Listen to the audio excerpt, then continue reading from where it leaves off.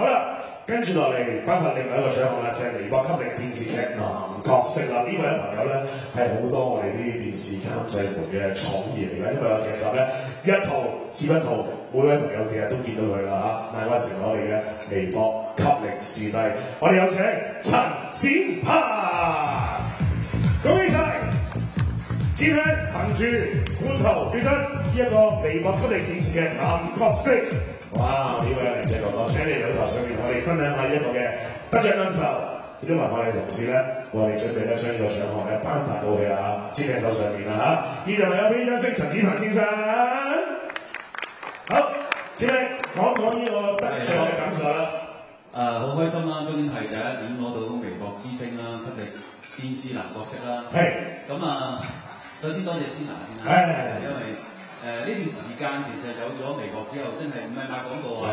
有時我哋翻工嘅時候，有時有啲悶嘅，咁啲嘢可以上發唔可？真係爭好遠啊！係啦，其實唔單止係可以發自己啲嘢出去嘅粉絲同交談啦，仲有我可以知道你發生咩事。係啊，我都成日睇你啲嘢啦，你都冇嘢搞啊！留意住㗎，呢樣嘢你每一日都會做㗎，係咪？冇錯。有冇覺得啲粉絲對你嘅支持，其實佢哋一句説話，展鵬加油，係令到你每一日可能充滿住信心㗎會？會，絕對會。尤其是有時做嘢做到即係身體唔係好舒服嘅時候咧，佢哋一句不如我斟杯水俾你啦。就係可能佢而家佢大陸嘅唔知邊一度咁樣，但係都話想斟杯水俾你嘅。係你會窩心。即係早排我拍張報仔啦，天氣好熱啊嘛。係啊。我呢度好凍㗎，不如你過嚟呢度拍啊咁樣，我覺得好開心嘅。即係好窩心啊！突然間係咁講啦。今次攞到個獎有冇令到你可能今年想攞呢個視帝？